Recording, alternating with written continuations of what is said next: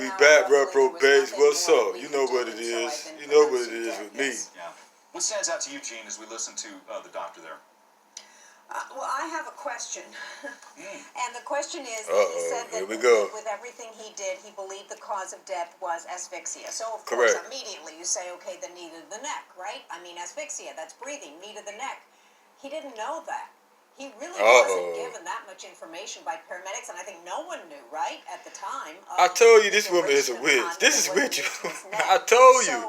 She the only one that's negative out. She's been placed on this panel to give soft negative opinions against George Floyd and the prosecutors. I promise you. The physician did not know about a knee to the neck.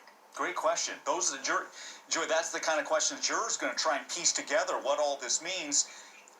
Give us your thought on how clear that was, because to Gene's point, we're thinking anyway, wow, what a headline from the morning. They need to get her out of there. Lack of oxygen. That's what caused his She death. buys. To the neck.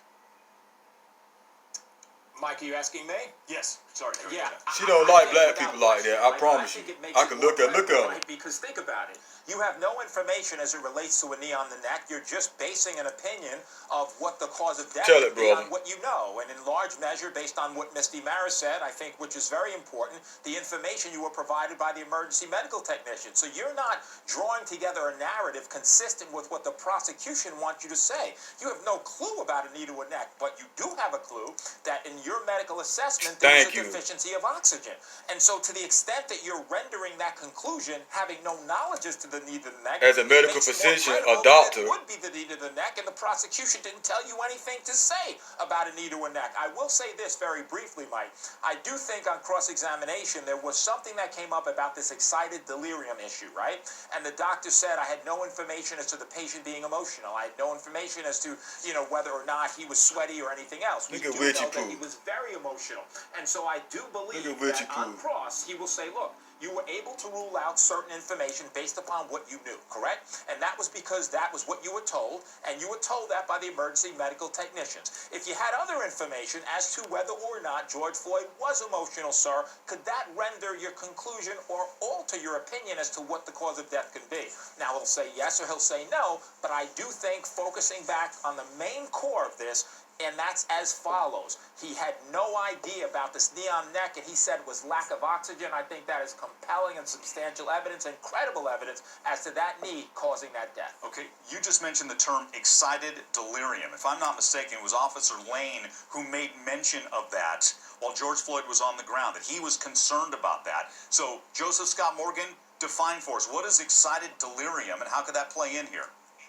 Well, excited delirium is, and even the emergency room physician admitted this. It's rather a controversial diagnosis, but it's something that he has to kind of check off. And the way we kind of frame excited delirium syndrome when we look at it is this idea that an individual is in kind of a maniacal state.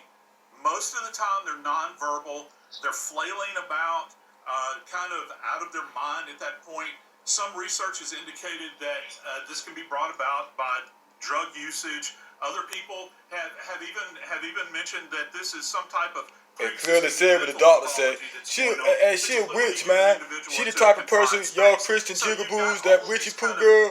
She the type of person, y'all Christian jigaboos. She took over y'all sorcery, and her ancestors had y'all sitting at their feet, begging to get in the church and doing whatever else on Sunday mornings to get in the church. Talking about a goddamn Jesus. Y'all Christian niggaboos, jigaboos ought to be saying to yourself. Look at her. She's already dead. She already dead. A dead ass bitch. He had no way of knowing that. Man, he's a medical physician. He's a doctor. The man, he know how the man went to cardiac arrest. Drug overdose has been ousted. Witchy poo. Can't stand y'all devilish ass white people. Y'all go wish y'all went all back to the caves of the Caucasus Mountain. The ones like you. Look at her. I kind of raised an eyebrow where he said, were you aware that there was a video in which I kind of, I was thinking, why in the world would this guy who's probably working in multiple bays in this emergency room, he's the senior resident at this moment in time, why would he even have an indication at that moment in time that there was some kind of videography, and the guy hasn't even rolled through the door yet? So that was kind of a raise my eyebrow moment. for that guy. He's focused on patient treatment. This goes back to what Gene was saying. He's examining the science. Yeah, and I think that might have been the prosecutor's point.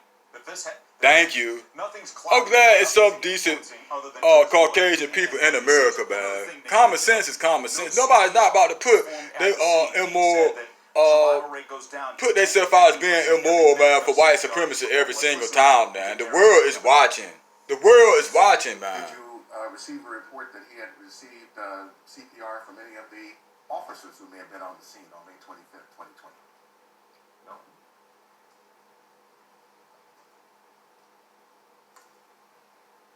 Is the administration of CPR right away important for you to know when you're dealing with a patient who has suffered cardiac arrest? Is it important for you to know about that?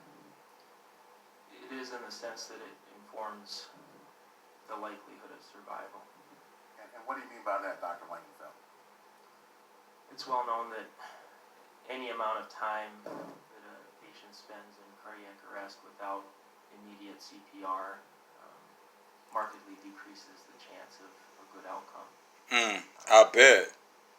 Approximately Common sense shit. 10 to 15% decrease in survival for every minute that CPR is not administered. Darren, the prosecution's made the point. Your custody, your care. You tell us. You're a law enforcement expert. What are you responsible for as far as CPR in a situation like that? Well, Mike, you hit it right on the head. You're responsible for the care, custody, and control of that person you're bringing into custody. And I can just give you a backstory.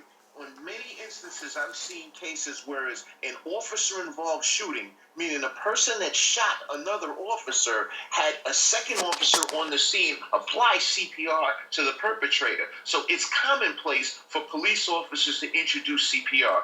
There were many instances where CPR could have been introduced. And we go back to the video. We saw in one instance, there was an officer that mentioned to Officer Chauvin that, hey, look, I took his pulse and I don't see anything.